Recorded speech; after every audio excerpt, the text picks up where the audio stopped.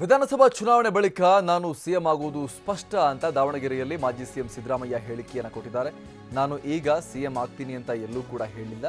ನಾನು ಸಿಎಂ ಆಗುವುದು ವಿಧಾನಸಭೆ ಚುನಾವಣೆಯ ಬಳಿಕ ಅಂತ ಹೇಳಿದ್ದಾರೆ.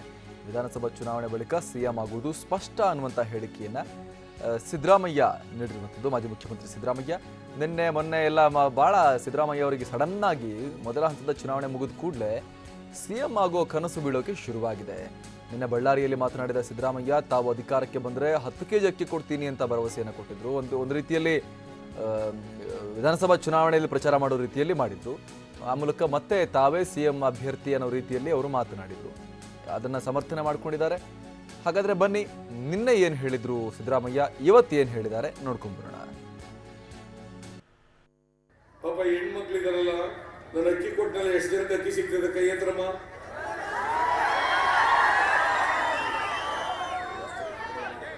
ಹೈಯೆಸ್ಟ್ ಕಾರ್ಡ್ ಮಾಡಿಕೊಟ್ಟರು, 2 ಊಟ ಸಿಗ್ತದಿಲ್ವಾ?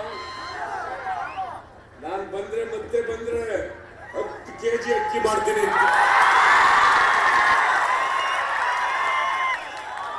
ಎಲ್ರು ಹೊಟ್ಟೆ ತುಂಬಾ ಊಟ ಮಾಡ್ಲೇಬೇಕು. ಹೊಟ್ಟೆ ತುಂಬಾ ಊಟ ಮಾಡ್ಲೇಬೇಕು. ಯಾವ ಬಡವರು ಹಸು ಮಲಗಬಾರ್ದು. ನಾನು ಹೇಳಿದ್ದು ಮುಂದೆ ಸಿಎಂ ಆಗ್ತೀನಿ ಅಂತ ರೀ. ಏನ್ ತಿಳ್ಕೊಬಿಟ್ಟಿದ್ದೀರಿ ನೀವು? ನಾಳೆ ಅಂತ ಹೇಳಿದ್ದೆ ನಾನು. ಮುಂದೆ ಅಸೆಂಬ್ಲಿ ಎಲೆಕ್ಷನ್ ಆದ್ಮೇಲೆ. ಹೌದು, ಆತರ ಚರ್ಚೆ ಆಯ್ತಲ್ಲ ಹಂಗೆ. ನಿಮ್ಮಲ್ಲೆಲ್ಲ ಬೇರೆ ಕಡೆ ಇರ್ಬೋದಪ್ಪ. ನಿನ್ಗೆ ನೀವು ಮಾಡಿದ್ರೆ ಪಾಪ ಒಳ್ಳೆ ಜನ ನೀವು ಹಾಗಾರೆ.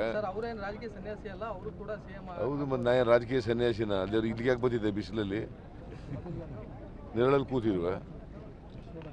ರಾಜಕೀಯ ಸನ್ಯಾಸಿ ಏನಲ್ಲ ನಾನು. I mean active politics. ನಾನು ಹೇಳೋದು ಮುಂದೆ ನಮ್ಮ ಪಕ್ಷ ಅಧಿಕಾರಕ್ಕೆ ಬರ್ತದೆ, ಆಗ ನಾನು ಚೀಫ್ ಮಿನಿಸ್ಟರ್ ಆದಮೇಲೆ 10 ಕೆಜಿ ಅಕ್ಕಿ ಕೊಡ್ತೀನಿ ರೀ, 7ರಿಂದ 10 ಕೆಜಿ ಮಾಡ್ತೀನಿ ಅಂತ ಹೇಳಿದ್ದೀನಿ. What is wrong in that?